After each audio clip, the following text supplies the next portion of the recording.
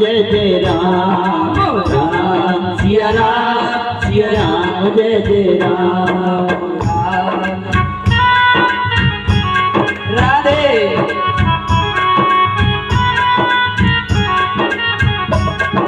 राम सिया राम जय जय राम सिया राम जय जय राम। बोले राजा रामचंद्र भगवान भैया। राम कथा के बेअधिकारी जिले सती संगत है प्यारे।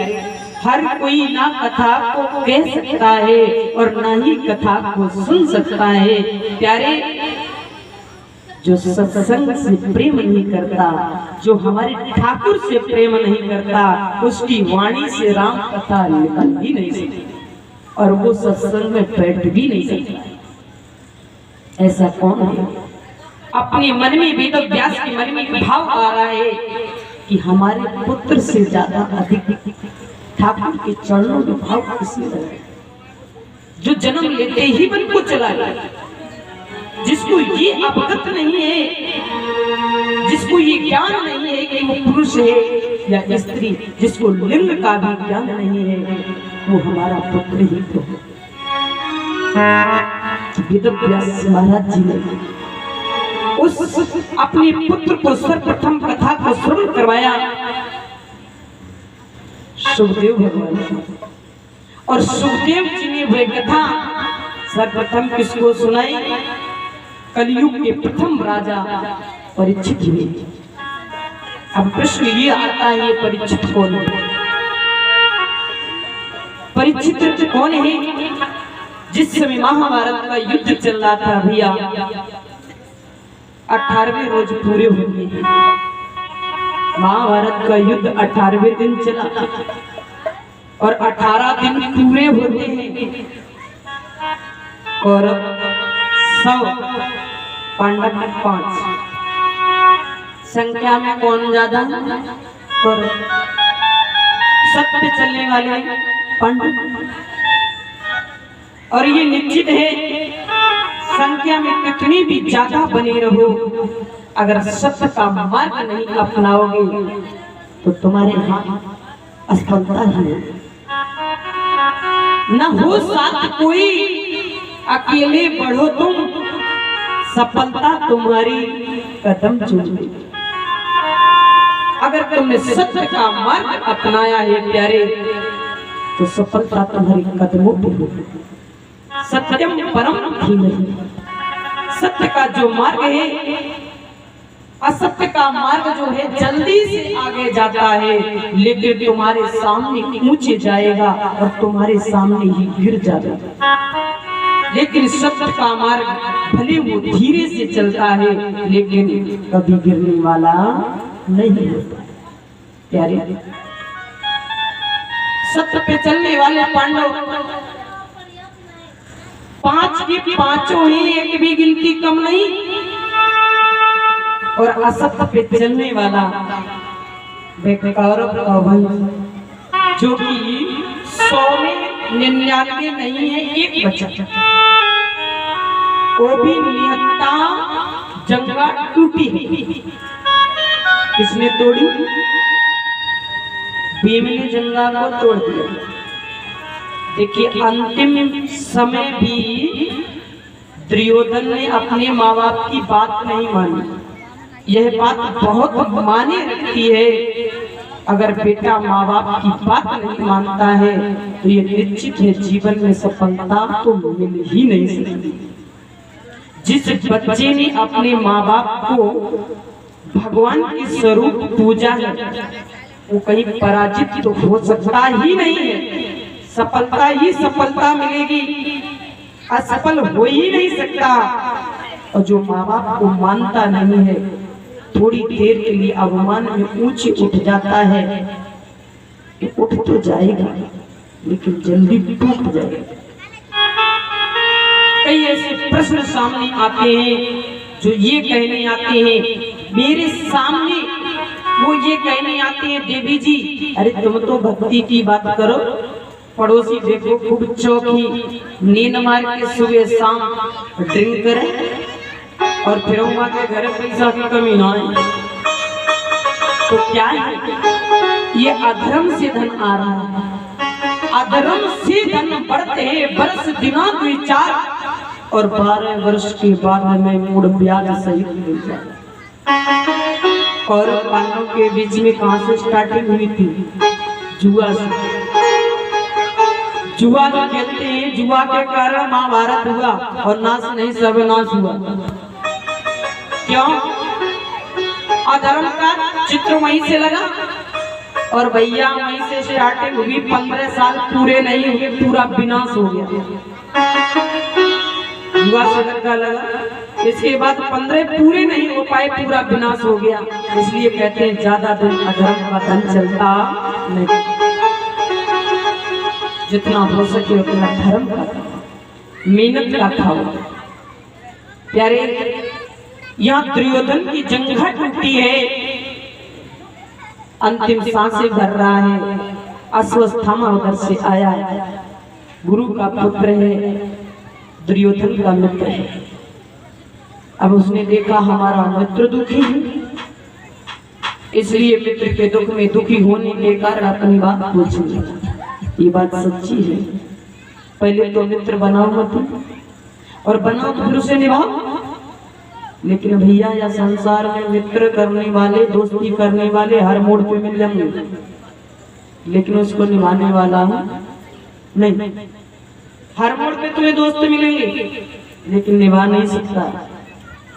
बात पानी की नहीं, बात प्यास की होती है, बात दोस्ती की नहीं, बात विश्वास की होती है। अगर विश्वास नहीं है, दोस्ती तो टूटेगी। इसलिए अब विश्वास की बात करके दुर्योधन का जो मित्र है अश्वत्थामा पास में गया। क्या बात है भैया, मन में कौन सी गिलानी है?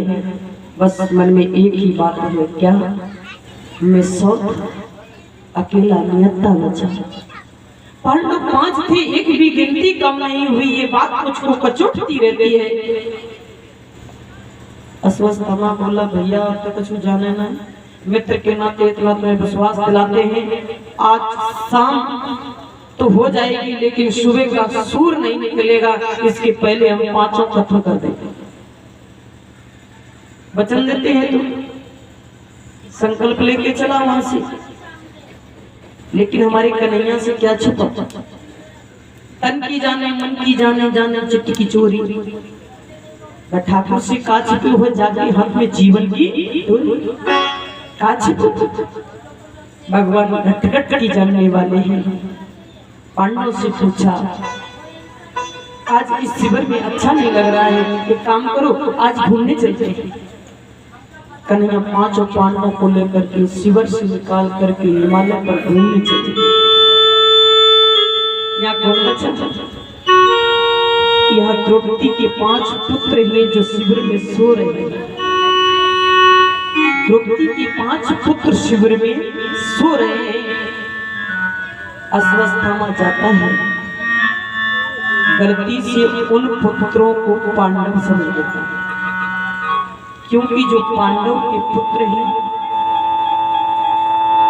जो युधिष्ठिर का पुत्र है वो युधिष्ठिर की शकल का है, जो भीम का पुत्र है वो भीम की शकल का है, जो अर्जुन का पुत्र है वो अर्जुन की शकल का है, जो नकुल और सहदेव के पुत्र है वो उनकी शकल का है।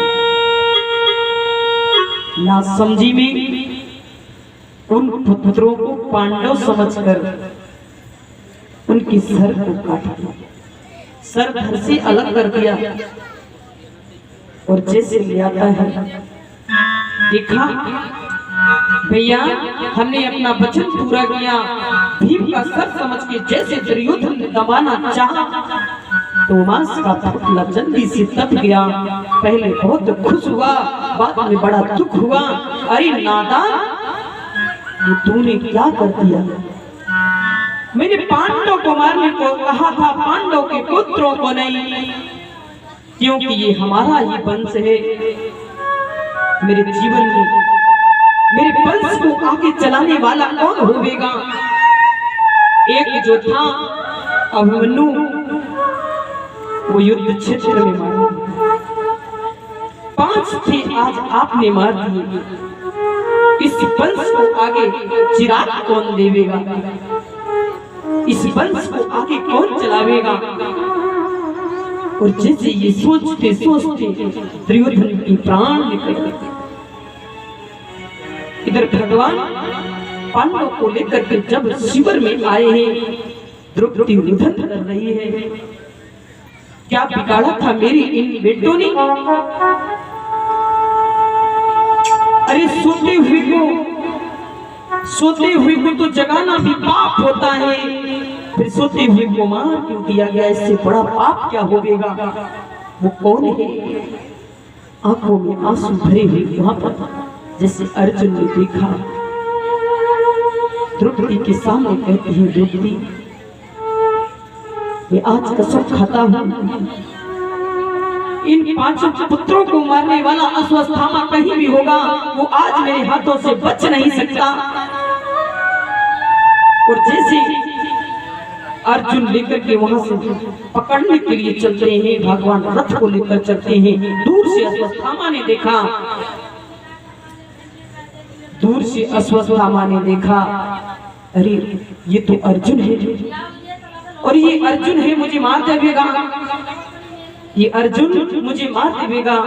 घबराने लगे, ये अर्जुन मुझे मार देगा। और जैसे अश्वत्थामा घबराने लगा, तो अब क्या करे।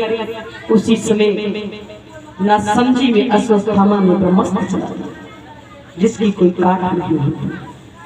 जैसे ब्रह्मास्त्र को देखा अर्जुन घबराने लगे, कन्हैया को पुकारने लगे, पाहि पाहि महायोगी देव देव जगत उत्पत्ति, हे प्रभु हे केशव हे राघव।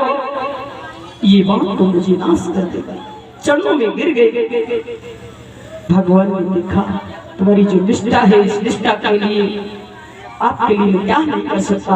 अगर निष्ठा सच्ची है, भगवान ने कहा, अर्जुन तुम बड़े भोले हो, कभी कभी विष की औषधि भी विष बनती है।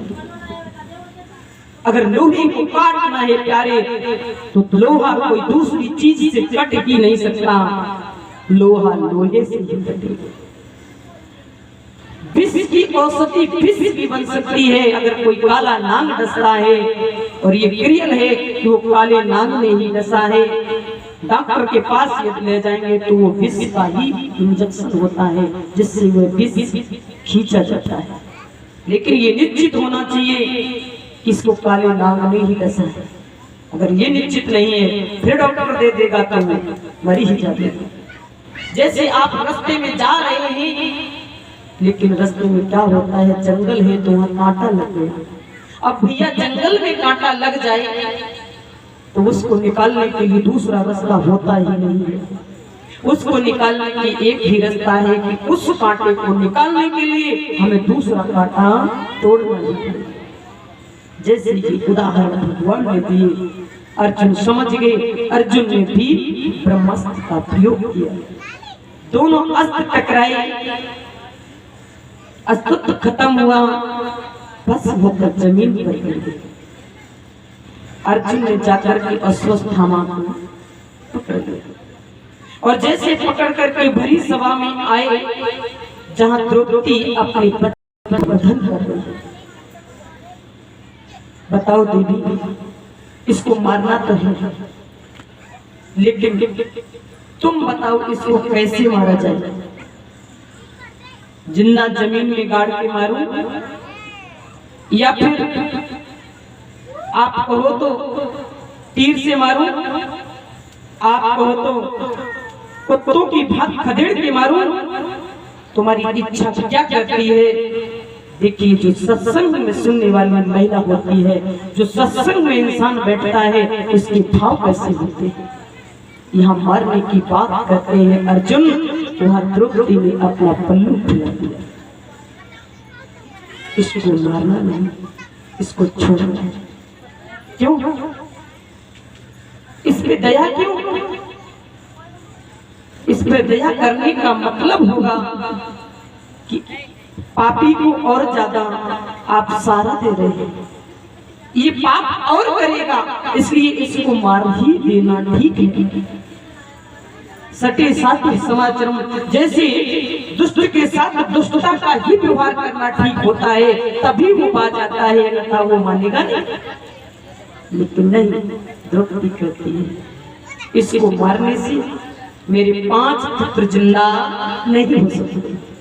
अगर इसको मारने से मेरे 5 पुत्र जिंदा हो जाएं तो इनको मार दीजिए, और यदि जिंदा नहीं हो सकते हैं तो वे प्राणनाथ इनके प्राणों की रक्षा कीजिए, क्योंकि एक माँ की ममता दूसरी माँ की ममता को समझ सकती है। इसको मारने से मेरे पुत्र तो जिंदा नहीं होंगे, बल्कि आपकी गुरु की पत्नी जो विधवा भी है, असहाय भी है, उसका एक ही पुत्र,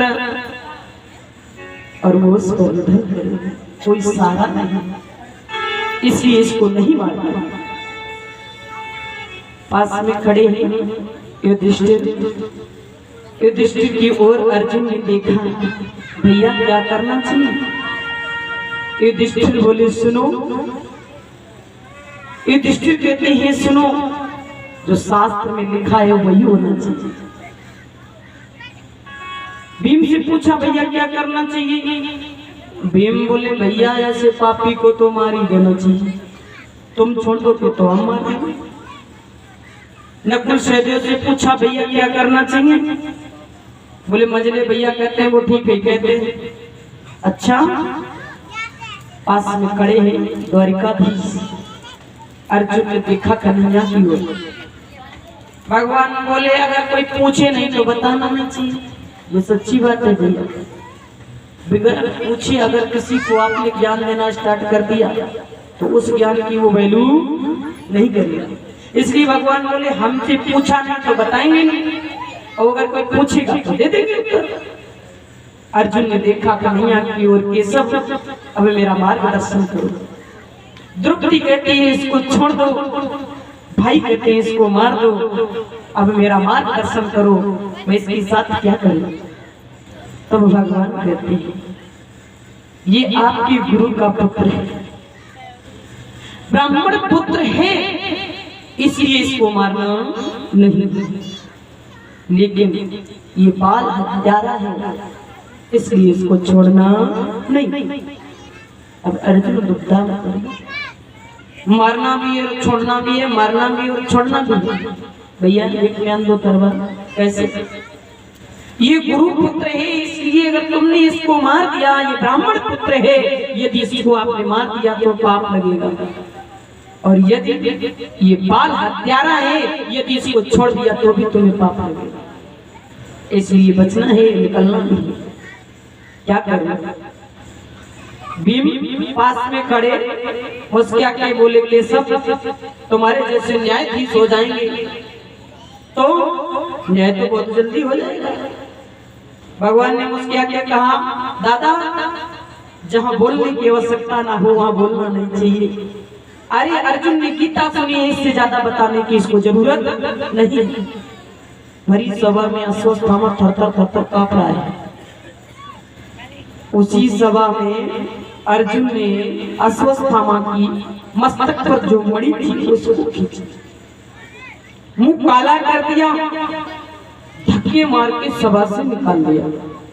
महाराज समझने की बात है, जिसकी समाज में प्रतिष्ठा होती है, सम्मान होता है, बड़ाई होती है, अगर सभा के बीच में वो धक्के मार के निकाल दिया जाए तो वो मरने से कहीं कम नहीं होता है। मरने वाला इतने में मर जाता है। बोली का मारा इंसान, बोली का मारा इंसान जीवन में सर उठा के नहीं चल सकता, और गोली का मारा इंसान जान से मर जाएगा। गोली अगर मार दोगे किसी को वो मर जाएगा बिल्कुल, और मरा वो भी है जिसको गोली लग जाती है, वो जीवन में नजर से नजर कभी मिला नहीं चल सकता। मरा तो वो भी है जिसकी प्रतिष्ठा है, सम्मान है, बड़ाई है, उसको ऐसा किया। अर्जुन ने ऐसा किया, जैसे धक्के मार के निकाला, थोड़ी दूर आगे चला और क्रोध में भर गया। करना क्या चाहिए था? करना तो ये चाहिए था कि हमने गलती तो बहुत बड़ी की, लेकिन अर्जुन ने मुझे क्षमा कर दिया।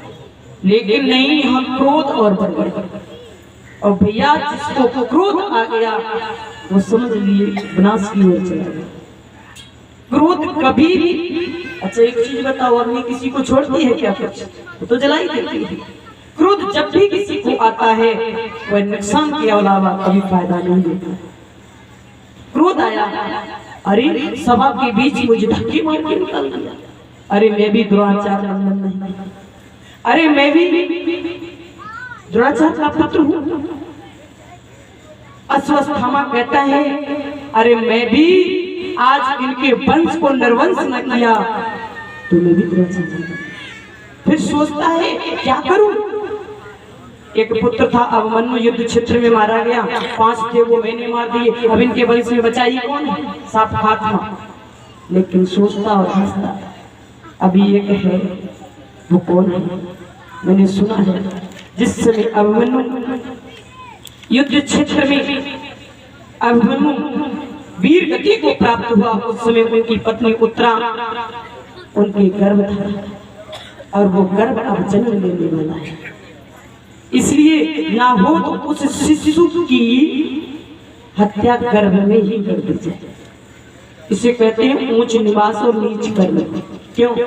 ब्राह्मण का कर्तव्य नहीं है, किसी के विषय में गलत सोचना ही नहीं चाहिए, वो कितना भी गलत कर जाए।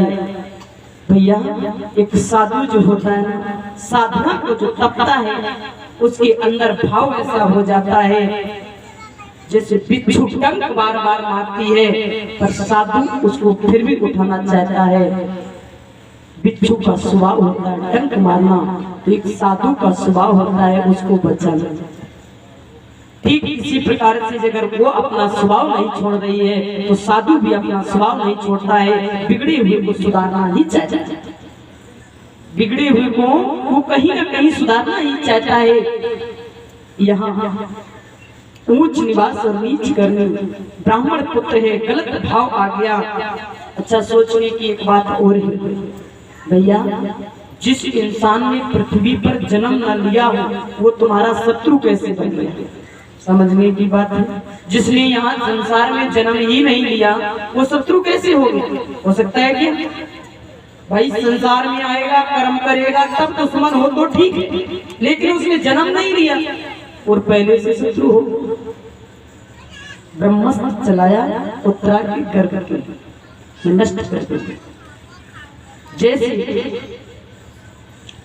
ब्रह्मास्त्र को आते हुए देखा उत्तरा ने जलन हुई गर्भ में, तो कैसे को याद किया, हा मामा, हा मोहन, दासी पे कृपा कीजिए, मेरे प्राण चले जाएं पर मेरे गर्भ को बचा लीजिए। और जैसे गर्भ को बचा लीजिए, भगवान ने सूक्ष्म रूप धारण किया, गर्भ में प्रवेश कर गए। परीक्षित की रक्षा करती, इसीलिए तो नाम आगे परीक्षित। उस जले हुए गर्भ में भगवान ने पुनः प्राण डाल दिए। इस दृष्टि को मां कुंती देती हुई, भैया जीव की चालाकी परमात्मा के आगे नहीं चलती है, लेकिन परमात्मा की चालाकी कभी भक्ति के आगे नहीं चलती है। कुंती मैया मानो तर्पण में ये देख रही थी कि आज कन्हैया ने मेरे पौत्र की रक्षा कर दी, और कन्हैया से बोली, अरे आज तक तो मैं तुझे अपना भतीजा समझती रही, और आज मुझे समझ में आया तू भगवान है। हे कन्हैया तू भगवान है। कन्हैया बोले, बुआ मैं संसार के लिए भगवान हो सकता हूँ, लेकिन आपके लिए आपके छोटे भाई वसुदेव का सबसे छोटा पुत्र ये कन्हैया आपका भतीजा ही नहीं। आज मुझे लग रहा है कि तू भगवान है। भगवान ने स्वीकार कर लिया, अगर तू कहती है कि मैं भगवान हूँ तो लो मैंने मान लिया मैं भगवान हूँ। अब दुनिया भगवान से कुछ न कुछ मांगा करती है, तो तुम्हें भी ये छूट देते हैं। आज तुम भी कुछ हमसे मांग लो, तुम भी हमसे कुछ मांग लो। जब मांगने की बारी आई, सबसे पूछा गया किसको क्या चाहिए। युधिष्ठिर से पूछा तुम्हें क्या चाहिए। युधिष्ठिर बोलते हैं मुझे तो एक ही बात है, जीवन में कभी सत्य न छोड़ो, मैं जीवन में कभी सत्य न छोड़ू। अर्जुन से पूछा, अर्जुन कहते आप मेरे गुरुजी में से क्या मांगा, ये भाव बना। लेकिन जब बारी आती है, जिस समय बारी आती है कुंती मैया की, देखिए सबने सब कुछ मांगा, भगवान ने सब कुछ सबको दिया, लेकिन कुंती मैया जैसा मांगने वाला दुनिया में नहीं हो सकता। क्यों? कुंती मैया को मांगने की बारी आई तो क्या मांगा, हमें तो केवल जीवन में दुख दे। क्यों दुख? ये कोई मांगने की चीज है? ये कोई मांगने की चीज नहीं है। जीवन में बुआ तुमने सुख भोगा ही कब है, जो अब दुख मांग रही है। पूरे जीवन में तुमने दुख ही दुख तो भोगा है। आज मांगने की बारी भी आई तो दुख मांग लिया। एक कन्हैया, ऐसे सुख को मैं क्या करूं जिस सुख में तुम्हारी याद ना आई।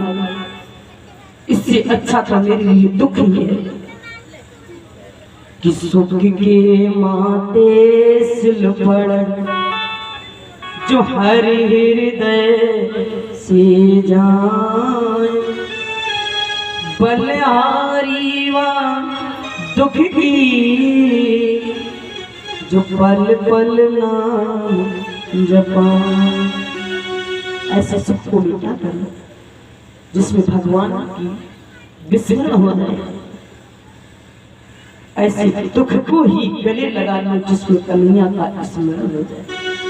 सुख भी मुझे प्यारे हे कान्हा, तू मुझे देना चाहता है तो ढेर सारा दुख दे दे कान्हा। सुख भी मुझे प्यारे